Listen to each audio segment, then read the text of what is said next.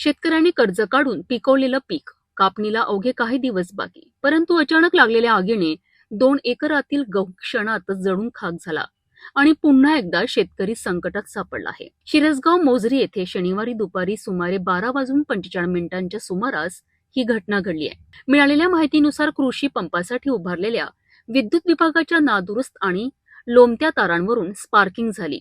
या स्पार्किंगमधून निघालेले आगीचे ठिणगे थेट शेतातील उभ्या गव्हाच्या पिकावर पडले आणि काही क्षणातच आग भडकली.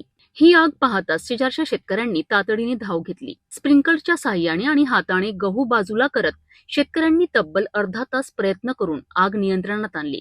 मात्र तोपर्यंत 2 एकरातील संपूर्ण गहू जळून खाक झाला होता. या शेताचे मालक अरविंद गोपालराव डफाल यांनी मौजा कोरवण येथे रब्बी हंगामात गव्हाची लागवड केली होती.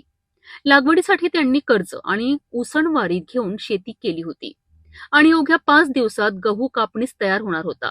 मात्र त्याआधीच लागलेल्या आगीमुळे शेतकऱ्यांचे सुमारे 1.5 लाख रुपयांचे नुकसान झाले आहे. शेतकऱ्यांनी सांगितले आहे की या भागात विद्युत तारा लोंबकळत असल्याबाबत अनेक वेळा तक्रारी करण्यात आल्या होत्या. मात्र विद्युत विभागाकडून त्याकडे दुर्लक्ष झाल्यामुळे हा प्रकार घडल्याचा आरोप करण्यात येत आहे.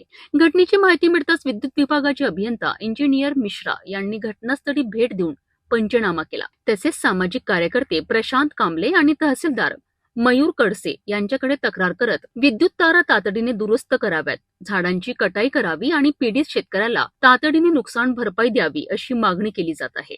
आज दुपारी 12 वाजून 12:30च्या दरम्यान तो विजेचा गोळा पडला शेतात. माझा गहू होता तरी 3 एकराचा.